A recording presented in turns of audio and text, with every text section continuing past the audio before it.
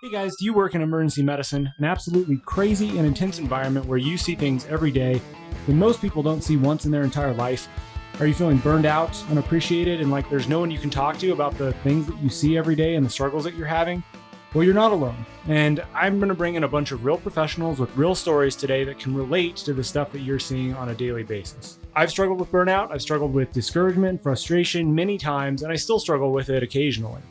My name's Aaron. I've been in emergency medicine for 15 years as an EMT, paramedic, and now working as an emergency medicine PA, and I'm the host of the Practical EMS podcast.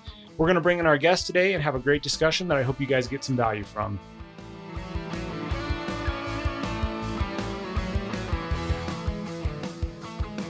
For me, moving, you were asking about moving on after a particular tough case, especially pediatrics, and it's really twofold. So first one is our personalities in EMS are we kind of feel invincible, and we feel like tough situations shouldn't affect us. And that's mistake number one. We need to understand that we are humans, we do have emotions, and there's nothing wrong with expressing them. So if I have a pediatric code and they end up not making it and some tears roll down my face in front of everyone, then so be it.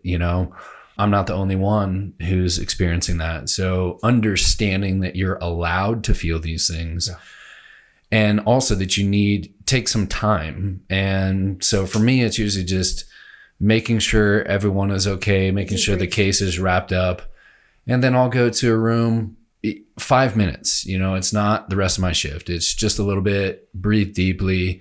Sometimes I just take that moment to send a text to my wife and kids, just thinking about you. I love you. Yeah.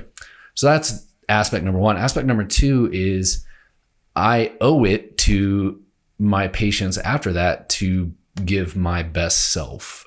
So that's one patient. And then unfortunately in the emergency department, I have several more at the same time, and I'm sure to have several more after a really tough case.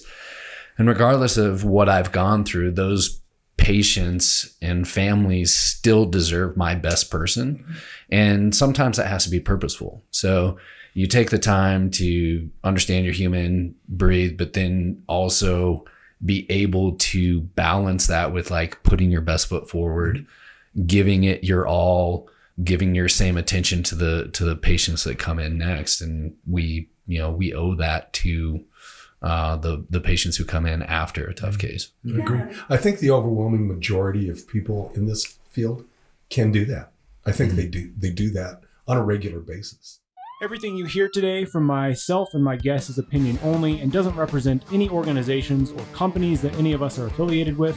The stories you hear have been modified to protect patient privacy, and any resemblance to real individuals is coincidental. This is for educational and entertainment purposes only and should not be taken as medical advice nor used to diagnose any medical or healthcare conditions.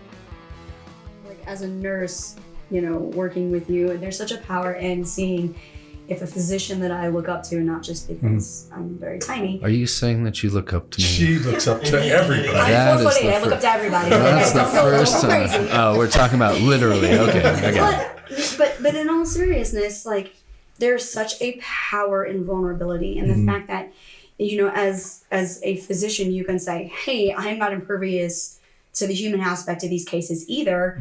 That allows me and others to be more at peace with the impact that they have on us. And I wasn't there for this case that you had, but I heard about it. In fact, you wrote up somebody very dear to me in a very positive way for this case. But hearing the way you handled that debrief, and I believe it was a pediatric case, if I remember correctly, and it makes it easier for the rest of us to allow ourselves to experience it in the moment, acknowledge it, face it, compartmentalize it temporarily. And I think temporarily is a key word in that statement. So we can go on to the next case. And something that I feel like so many people in society outside of emergency medicine don't understand is we are all obligated to go from a case where we have a traumatic loss, especially of a child, to another room or another call where, maybe in our heads, this is a bullshit call. This is a 911 emergency for a toe pain times 3 weeks. Are you kidding me? And they're screaming at us and yelling at us about, why haven't we been in there sooner? We just lost a kid. And on one hand, I think I wish more of the public knew about that experience, but on the other hand, fortunate for them that they don't. But it's Yeah. Hey guys, if you are interested at all in learning about any of the supplements I've been taking as I've gone on my own health journey to gain muscle mass and become more healthy and lower my blood pressure, and all these important things that I think we should all be doing, especially in our 30s when we actually have the ability to take some control over this without medication. A couple things that I've implemented, guys, are creatine, which really helps support muscle breakdown when you're lifting, holds that water in the muscle to allow it to tear more. So if you guys are interested in what creatine products I'm using, I really recommend First Form. They are a phenomenal supplement company. If you want to support a business that's not on Amazon, check out the links down in the show notes. But I recommend their creatine. It's phenomenal. I recommend their pre-workout. If you guys need that extra boost, especially if you need that caffeine and you need that pump before you work out in the morning, take a look down at the links below for their pre-workout that I recommend, that I drink every single day, that helps me get motivated after I'm up to actually get in the gym and do a good workout. Well, everyone in those, we're all a team, and you can't take a tough case and leave and everyone do their own thing. Yeah. Take the time to thank each other, to ask each other if you're okay. Do you need a minute? Can I cover your assignment for a few minutes, and then you can cover mine, so we can just take some time to take a breath. Because everyone's in this together, and oftentimes it feels like, okay, I have to pull through myself and get myself back together so that I can continue working. The reality is that's not true. You've got everyone there who's in the same position and they're feeling the same thing. So if you can just open up and say, hey, that was tough on me, I'm not feeling so hot right now, then you get a lot of support that helps pull you through it. Hey guys, I'm going to jump in here. That's the end of this episode. If you got any value out of this today, if it resonated with you, if it encouraged you, the only thing I ask is that you subscribe to the show. And if you leave a 5-star rating and review, that is super helpful. I don't make any money from the podcast, and it does cost money to produce. So it's really helpful when you guys can subscribe to the show.